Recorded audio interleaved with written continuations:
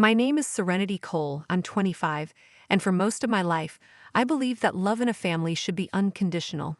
But in my family, love seemed to come with receipts, and somehow I was always the one paying.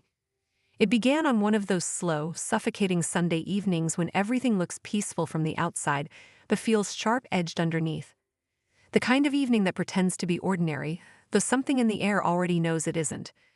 Mom had set the table with her old blue china, the kind she only brought out when she wanted to feel like the mother she imagined herself to be. The house smelled like roast chicken, rosemary, and the faint metallic tang of resentment that never really left. Dad sat at the head of the table, fork clinking against his plate, talking about the stock market in that detached tone he used when he wanted to sound relevant. Mom poured herself wine, Wach's Chardonnay, her favorite, and smiled with that careful warmth she always performed for family dinners. And then there was Alyssa, my sister, blonde hair catching the light, voice soft and deliberate, wearing one of those dresses that whispered money without ever saying it. She was radiant in the way people become when they've been told their whole lives that the world will make room for them. I decided to donate $1,000 to the shelter downtown, she announced, cutting into her chicken with surgical precision. For Christmas, you know, it just feels good to give back. Mom lit up instantly, the way she always did for Alyssa's declarations. "Oh honey, that's wonderful," she breathed, hand fluttering toward her chest. "You've always had such a generous heart." Dad nodded approvingly, lifting his glass. "Your sister gives without keeping score," he said, looking right at me with that knowing smirk, the kind that wasn't quite teasing and wasn't quite kind either. Then came the chuckle, low, dismissive, a sound that carried years of subtle hierarchy. "Not like you, Serenity, you could learn from her." For a second, I thought I misheard. My fork hovered halfway to my mouth, the steam from the food rising into the silence that followed. "Excuse me?" I asked, my voice too steady for what I felt. Mom dabbed her lips with a napkin, as if we were discussing something trivial. "Sweetheart, you're just so careful with money. Alyssa's heart is just bigger. You've always been more, what's the word, practical." "Frugal," Dad added, amused. Alyssa tilted her head slightly, smiling that soft, patronizing smile that said she was above all this. "It's okay, Mom. Serenity just shows love differently." Something inside me shifted then, slowly at first, then all at once. Years of quiet sacrifices, dismissed and forgotten, began scraping at the surface of my composure. Every overdraft fee from covering their bills, every sleepless night working double shifts so the mortgage wouldn't slip, every time I'd been told you're so responsible while Alyssa was told you're so special. It all rose, uninvited, like something long buried clawing its way back up. The air in the room seemed heavier. The sound of the clock ticking on the wall became unbearably loud. I felt my pulse in my ears, steady and deliberate, like a warning drum. I pushed my chair back, slow enough to make them look up. "You really want to talk about giving?" I said. They blinked, unsure whether I was joking. "I gave you $33,480. The number fell into the room like a dropped plate. For a second, no one spoke. Then Mom's eyes narrowed in confusion. "What are you talking about?" "The mortgage payments," I said, "the hospital bills, Alyssa's car repair when she couldn't afford it. The tuition loan I co-signed because you said we needed to help family. That's the total. $33,480. Alyssa's fork hit the plate with a soft clink. Dad frowned, his mouth tightening in embarrassment. Or was it irritation? "Serenity," he said, "that's not." Mom interrupted, her tone clipped, defensive. "That's not giving, Serenity. That's just being a daughter. Just being a daughter." The phrase struck like cold water. I stared at her, really stared, until I could see the faint tremor in her wineglass. "Then what exactly does being a daughter mean to you?" I asked, though I already knew the answer. It meant being reliable when others weren't. It meant stepping in without being asked, and never being thanked. It meant giving so quietly that everyone forgot you ever gave at all. The silence after that was alive. Alyssa shifted uncomfortably. Dad cleared his throat. Mom sipped her wine like she could swallow the conversation whole. I didn't say anything else. There was nothing left to explain. I sat back down, fork untouched, and felt the strange calm that comes right after a storm starts. Not relief, not yet, but the realization that nothing will ever go back to the way it was. The rest of dinner passed in awkward clinks and shallow chatter. Alyssa began talking about her charity again, her voice thinner now. Mom nodded too quickly. Dad avoided my eyes. I didn't speak another word. But inside, a dam had cracked. And though I didn't know it yet, that single sentence, "I gave you $33,480, would be the line that divided everything that came before from everything that would follow. They didn't even remember. They didn't remember the months I paid their mortgage when Dad lost his job and the bank called 3 nights in a row.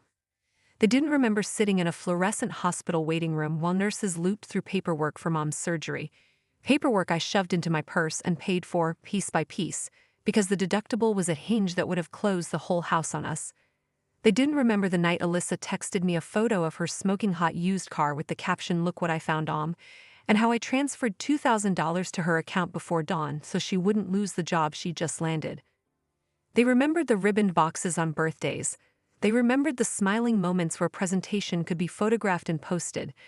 They remembered the visible kindness because visible kindness is easily told as a story. Our daughter gave. How noble. But they forgot the blur behind the frames, the transfers with cryptic bank memos, the calls that started with "We're fine, it's just a little problem," and ended with me signing my name on lines that were supposed to be ours. I could see it all now as a ledger, and the ledger was not sentimental. Numbers have a way of refusing romantics.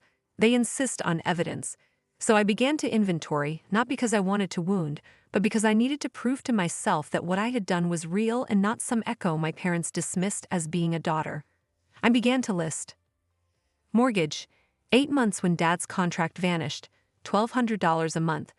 That was $9,600 that came out of my account the same week the landlord sent a terse email about missed payments. Hospital. The surgery that should have been elective and became urgent because of a complication. The hospital sent bills in hospital font that made me hold the phone with both hands. $12,480, one of those numbers that nests inside your head, rattling when you try to sleep. Alyssa's car, $2,000 transferred at 1:14 a.m. so she could take the commuter bus to the new job she'd celebrated like a conquest. Tuition loan I co-signed because Mom said family helps family, $9,400 when the terms tightened and the bank wanted collateral the university wouldn't accept. I thought of the math in the way a person thinks of bones, without drama, bare facts. 9,600 plus 12,480 equals 22,080. Add 2,000 and you get 24,080. Add 9,400 and you arrive at 33,480. 9,600 plus 12,480 plus 2,000 plus 9,400 equals 33,480. The math held steady where the stories didn't. My ledger did not care about polite smiles or chilly dismissals. It held every transaction like a fossil. When I said the number at the table, "I gave you $33,480, I had thought maybe the sound of it would crack something open, force memory like a splinter. Instead, there was the old kitchen silence, the kind that gathers when a window has been left open in a snowstorm. "That's not giving," Mom said. "That's just being a daughter." The sentence was meant to absolve, to make my efforts ordinary so they could be ignored. But the ledger doesn't bow to ordinariness. Each line item was a small insistence that I had chosen to act repeatedly, consciously. I had chosen to rearrange my life, shift hours at the clinic, take the overnight shift at the deli so I could front the mortgage, skip rent increases for myself for months, because I measured risk and decided our family's roof mattered more than my comfort. I called each choice love because that was the language I grew up with. I used the same language my mother used when she told me, "You're so responsible." Only their praise always felt like a label you tack on a child so you can keep them doing what you want without asking. The pain in the ledger was less about money and more about memory. It's one thing to give, it's another to be erased. I remembered the winter I paid the mortgage when Dad's face had a shadow in it, and he kept promising he'd bounce back. I remembered the morning I stood at the hospital admissions desk and gave them my card while the surgeon's assistant explained something in clinical terms I barely understood. I remembered Alyssa leaning against our kitchen counter the night she'd been accepted into the program she'd always wanted, and me sliding my phone across the table with a transfer so her deposit would go through. She smiled and said thank you, and I tucked the word away like a coin in a drawer that would never be opened. What hurt most was the shape those memories took in other people's mouths. In their telling, generosity was theatrical. A photograph, a speech, a donation announced with a flourish. My sacrifices were quieter. Transactions with no audience, phone calls at 3 in the morning, A check registered as missed payment. Quietness made them invisible. My giving didn't confer glory, it quieted panic. There's a difference between pouring what you have into a visible altar and filling the holes others make so the house doesn't fall down. The first is honored by society, the second is simply expected. Dad called me dramatic that night, and I almost laughed because how exhausting it had been to hold everything in, to file away proof of care as if it were an embarrassing habit. Dramatic, he said, as if the ledger were a tantrum. But there was a small, fierce clarity in being called dramatic. It means I had the nerve to name the cost. Numbers aren't melodrama, they are a map. Alyssa's protest, "You don't have to make everything about money," fell into the same gap. She perceived generosity as a posture. I perceived it as a responsibility. She gave to be praised. I gave to keep us upright. Her motives were not malicious, they were trained. Parents reward what they can see and photograph: the dress, the donation, the public display. They had rewarded Alyssa with a narrative that made her kind without asking her to measure the depth of it. I never sought reward, I sought stability. But wanting stability doesn't stop you from wanting recognition. The ledger at least recognized me. Sitting across from them, the payments and transfers replayed like a ledger's private film. Each line had a reason: fear of eviction, the terror of a bill that could spiral, the shame of watching my family tremble and choosing to act. The ledger didn't offer comfort. It offered evidence, and with that evidence came a raw, aching realization. Love can be counted, even if it shouldn't have to be. And when it is counted, sometimes the people you count it for forget the sum.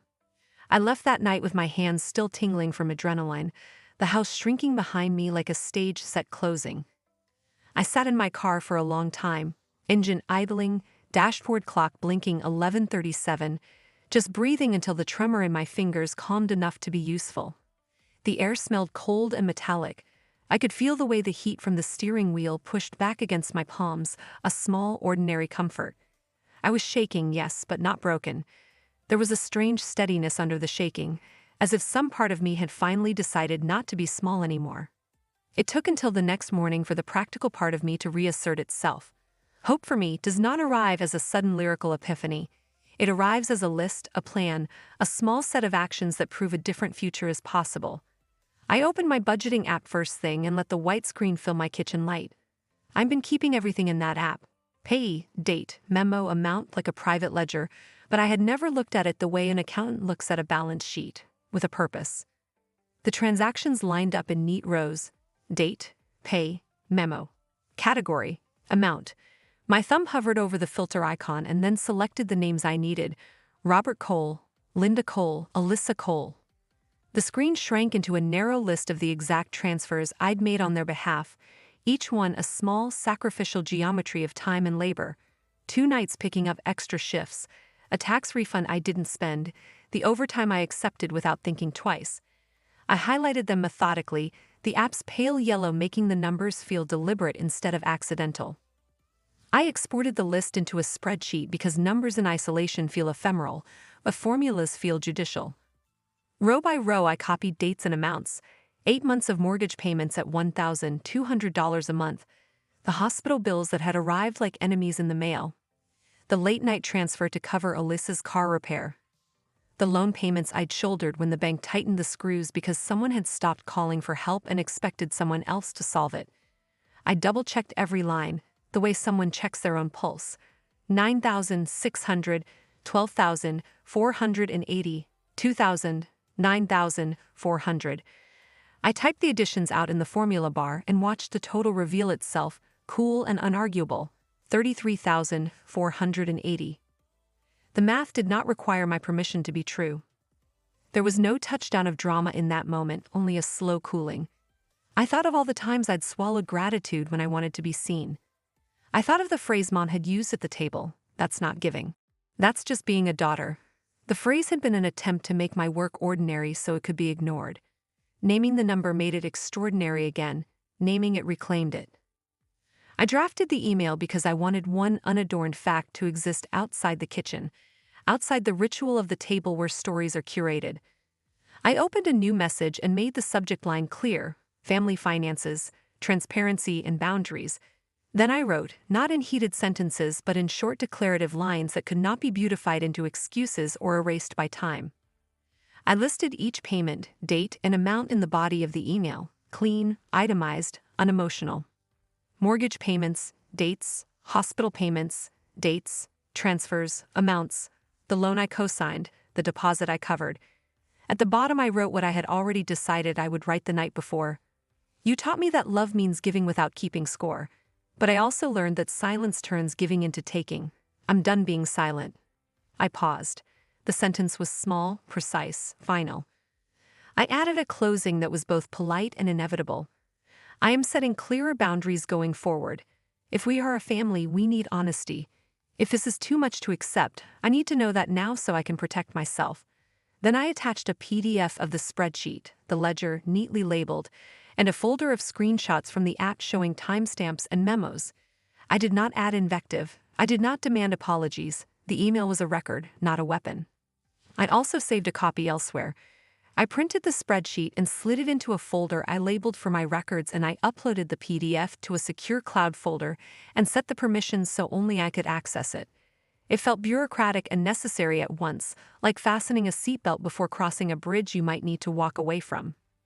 That small administrative ritual steadied me more than any burst of rhetorical flourish ever could. When I hit send, it was not an explosion, it was an exhale.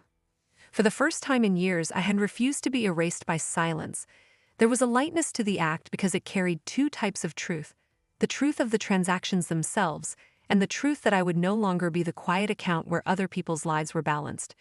I felt something unclench in my chest, an old muscle finally released from carrying a weight it should never have held alone. Hope, that morning, was practical. It smelled faintly of coffee and of scanning PDFs. It sounded like the click of keys and the soft beep of the sent message. I allowed myself to imagine small, plausible things. Fewer late-night shifts, at least the space to breathe. The possibility that someone in my life might recognize that kindness does not require erasure. The idea of living where my efforts were visible to me and not always invisible to everyone else. I did not fool myself into thinking their reaction would instantly validate me. Hope did not require immediate validation. It required only that I had taken a step toward preserving myself. I stayed in the kitchen and watched the light change as the morning edged into day. In the quiet that followed the email, there was no triumphant music, just the realization that an old contract had been torn. Whether it would heal or whether the wound would scar, I didn't know. What I knew, with a clarity that felt like both new skin and an old truth remembered, was that I had finally voiced the ledger. And because I had voiced it, I could begin to shape the life that followed the numbers. 2 days after I hit send, my phone rang with my father's name on the screen. When he spoke, his voice had the fragile quality of someone holding a paper cup over a small flame, steady if you don't look too close. "Your mother's upset," he said immediately, as if that explained everything. "She says you made her look bad." The sentence landed like a slap and a shield at the same time. To hear it phrased that way, "made her look bad," was to see, suddenly and painfully, what had always been important to them: image. The house, the table, the stories retold at holiday gatherings, those were trophies. I had hid one of them with a number, and the shine had dulled. That, apparently, stung more than the facts. "I didn't make her look bad," I said, my own voice soft with an odd certainty. "I made her look real." Dad was quiet long enough for an evening to pass. When he spoke, it was with a different shape, softer at the edges. "Maybe we didn't say thank you enough," he offered, as if gratitude could stitch what had been ignored back into place. His attempt at repair felt small and felt necessary. Saying thank you is the simplest economy of acknowledgement. It costs almost nothing but matters. Still, the phrase scraped against what I'd actually wanted. "That's not what I wanted," I told him. "I just wanted you to see me." There is a difference between thanks and sight. One is a gust of wind, a polite exchange. The other is a lens that changes how someone exists in your world. To be seen meant to have the ledger acknowledged, not merely the gestures publicized, but the private, repetitive decisions cataloged and accepted as part of how we had moved through hard months. Dad inhaled, a tiny concession in the noise. "We do now," he whispered. The words were small, uncertain, but there they were. On my end of the line, something unlocked with their admission. Not triumph like a crowing victory, but a tightening loosened, an old muscle that had learned to brace against being taken for granted. I felt a rising, careful relief. The counting I had done in the spreadsheets, the nights I'd worked double shifts, the transfers labeled with memos, those things had a witness now. Someone in the room had to hold the tally, and for once the family ledger had been turned toward me. That evening, as if the shift in gravity had finally given others permission to move, Alyssa texted, "I didn't realize how much you helped. I'm sorry." Her words were small in scale but seismic in effect. They contained remorse and an admission of ignorance, two different, slow kinds of repair. I stared at the message and felt the old weight, years of unnoticed labor, begin to heave off my chest in measured increments. The relief was not uncomplicated. It tasted like iron and rain, necessary and raw. I didn't reply immediately. My delay was not coldness, it was a deliberate measure. I had spent so much of my life answering for other people's stability that reflexive forgiveness felt like a continuation of the same erasure. If I answered right away with "it's okay" or a string of forgiving emojis, the ledger would revert to invisible. Silence can be a tool. It allows the other person to sit with what they've admitted. It allows time for an apology to mean more than a single sentence typed in the immediate aftermath of being called out. I wanted her words to land and take root before I smoothed them over. In the quiet that followed, I thought through what victory actually looked like. It was not vengeance, it was not spectacle. Triumph meant being acknowledged for choices I had already made and reclaiming the right to name them. When Dad said, "We do now," and Alyssa wrote, "I'm sorry," those were the first stitches. They were not a finished garment, they were the beginning of a mending. I felt a self-respect I had rarely allowed myself, a dignity that does not depend on other people's gratitude but is nourished when it is given. Their reactions also exposed a tenderness I hadn't wanted to admit I had hoped for. For all their earlier dismissal, I could see the tremor in Mom's voice when she called later that night, less anger than small bruised surprise. That smallness gave me an odd, complicated compassion.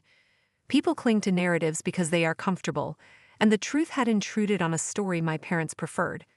There was a human panic in that reeling, and part of me understood that seeing someone differently requires seeing yourself differently too. And that is frightening. But understanding does not mean erasing. My ledger was not a litany to punish. It was a factual map of choices and consequences. The clarity of having my labor accounted for changed how I occupied my own life. I slept differently those 2 nights, less with the hollow, exhausted nod of a person who had become invisible, and more with the quiet satisfaction of someone who had told the truth without theatrics. Triumph, I realized, was not the collapse of the other party but the unbending of my own posture. It was the ability to stand without shrinking. Over the next hour, small things shifted in the edges. A text thread once dominated by curated photos now contained an awkward silence, then tentative check-ins. A voice message from Mom, careful and uneven, asked how I was. Dad left a voicemail saying, "We would like to talk when you are ready." The requests were as tentative as footprints in fresh snow, imprecise and respectful of depth. They asked for time, and I had given them some by not replying to Alyssa right away. In the living rooms and kitchen tables where our family stories had long been rehearsed, a new line of dialogue had begun. It was imperfect, scattered, and anxious, but it existed. That in itself felt like triumph. The recognition that truth can reroute a conversation, that silence is no longer the default container for my giving. For the first time, I understood the particular shape that vindication takes when it is not loud, when it is felt in the steady, unarguable arithmetic of what you have done and when others finally turn to look. I sat with that quiet victory, aware that it was fragile and provisional. Triumph had arrived like a careful door closing behind me, not a final slam, not a ceremonial parade, but a deliberate act that separated what had been taken for granted from what I would no longer surrender. In the hush that followed the first round of calls and texts, I felt the beginning of a new contract with myself, one where my care would be visible, named, and no longer effortlessly consumed. That realization, small and unglamorous, was the most satisfying kind of triumph there is. Months later, the city skyline looked different through my own window. I had moved out of town, leaving the family home and its long corridors of expectation behind. My new apartment was modest, small enough that the echo of footsteps carried across the hardwood floors, intimate enough that every corner felt like it belonged to me. No one else had a claim here. The walls did not whisper judgment, and the rooms did not measure me by visible gestures or wrapped gifts. They were mine, and I breathed differently in their quiet. The first weeks were a recalibration of senses I hadn't realized had been dulled. I woke to sunlight spilling across the kitchen table instead of to the scent of roast chicken and simmering grudges. I made coffee on a machine that was mine alone, without asking anyone's permission or worrying about how little I slept last night to cover someone else's mistakes. I could read on my own schedule, pause mid-sentence, and not have to deflect compliments meant for someone else. Each small act of ordinary life became a tiny affirmation. I existed for myself now, and that existence did not have to be justified by financial statements or parental validation. Messages from my parents trickled in. They were soft, awkward, sometimes fumbling in tone. "Hope you're settling in. Do you want to come by sometime?" The words were brief, lacking polish or the pretense of perfection, and that was precisely what made them meaningful. There was no effort to impress, no attempt to remind me of their image in my eyes, just the tentative pulse of connection, honest and human, fragile but real. I read each one and sometimes responded, sometimes simply let it sit, allowing the recognition of their effort to exist without expectation. It was imperfect, it was sufficient. Alyssa became a different presence in my life as well. Our coffee meetups were not dramatic reconciliations but quiet spaces of acknowledgement. She no longer spoke with effortless pride about her donations or her accomplishments, as if she were competing with me. Instead, she listened, asking questions about work, about the apartment, about the little victories I had won simply by claiming space for myself. There was a tentative curiosity in her voice, a desire to understand the choices I had made without judgment. I suspected she was trying, not for performance, not for accolades, but to see, genuinely, the person she had overlooked for so long. I still sometimes heard my mother's voice echoing in my mind. "That's not giving, that's just being a daughter." The memory of it, once sharp and biting, had softened. I smiled now, a private, knowing smile. Because I had come to understand that her statement was not a verdict but a misconception, one that had assumed the scale of love could be measured by visible action alone. I had learned differently. I had learned that giving is nuanced and that silence, when repeated over years, can turn generosity into erasure. Recognition, honesty, and boundaries were part of the equation too. Being a daughter, or anyone in a family for that matter, was not a tally of dollars, hours, or outward gestures. It was a lesson in discernment, in choosing where to place one's energy and understanding when those efforts were truly valued. I had spent years giving to people who took without acknowledgement, who measured love by optics and appearances, and in reclaiming my ledger, my voice, and my space, I had discovered that rebirth is not just a sudden awakening, it is the slow alignment of self-respect with action. It is the quiet celebration of knowing that your contributions matter when they are seen, named, and honored, not hidden behind guilt or expectation. Sometimes, late at night, I walk across the hardwood floors of my apartment and feel the pulse of that rebirth. Each step is a small assertion. I am here. I am enough. I have chosen to stop being consumed by those who measure me by what they see and instead nurture connections that respect my presence. Teaching others, by example, to recognize real giving, authentic, generous, unassuming, has become part of the rhythm of my life. Not as a lecture, but as an unspoken guidepost, a way to illuminate truth without confrontation. The city lights outside my window flicker in irregular patterns, like a reminder that life is neither uniform nor perfectly ordered. I sip my coffee, watch the glow of the skyline, and feel the steady heartbeat of autonomy.